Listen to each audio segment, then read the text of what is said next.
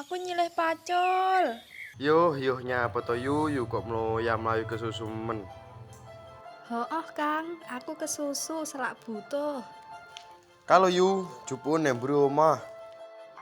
Lah, omahmu kok akeh botol murat marit. Urung sempet resik-resik yu, engko tak guake. Ojo kok guwak lho, Kang. Kuwi iso kok ijolne dhuwit. Mosok to yu, kok lagi roh aku. Hooh, gawanen ning bank sampah kono lho. Loh, apa to yo bank sampah kuwi? Rohku mung bunga bank. Heh, dudu.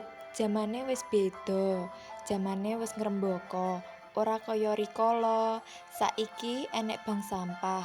Sapa ae wong sing nggawa resek ning nggon kuwi bakal oleh dhuwit. Ngendi nggone yo? Halah, saiki ben desa mesti enek bank sampah. Gunane ben ngurangi sampah, gawe lingkungan resik, lan iso dadi pemberdayaan ekonomi. Oh, dadi saiki sampah kuwi uduk sembarang sampah ya yo. Buktine malah iso dadi dhuwit. Iyalah, sampah bukan sembarang sampah. Pokoke dudu sampah negara, ngerti kan? Weh, omonganmu yo. Gareng guyu-guyu. Suwi-suwi lara untu.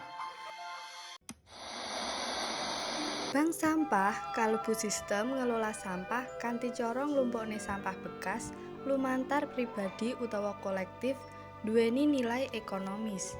Bank sampah bisa dipérang dadi rong jenis, yaiku sampah organik, sisa panganan, kulit buah, sayur, kayu, lan anorganik, yaiku plastik, logam, botol, kaca, kain. Sampah ngrejekeni, sampah migunani. Bantu pemerintah kanggo ngurangi sampah, jaga lingkungan resik bebas sampah penyakit, ningkatake ekonomi masyarakat. Dulur-dulur, ayo ngolah sampah bareng-bareng jaga lingkungan. Elingo lur, sak langkah mupangati, sak langkah ngrejekeni, memayu bayoning bawana. Sampah-sampah iso dadi rupiah, ora mung dadi masalah. Iklan layanan masyarakat keaturaken dening SMAN 1 Gudang Tulungagung.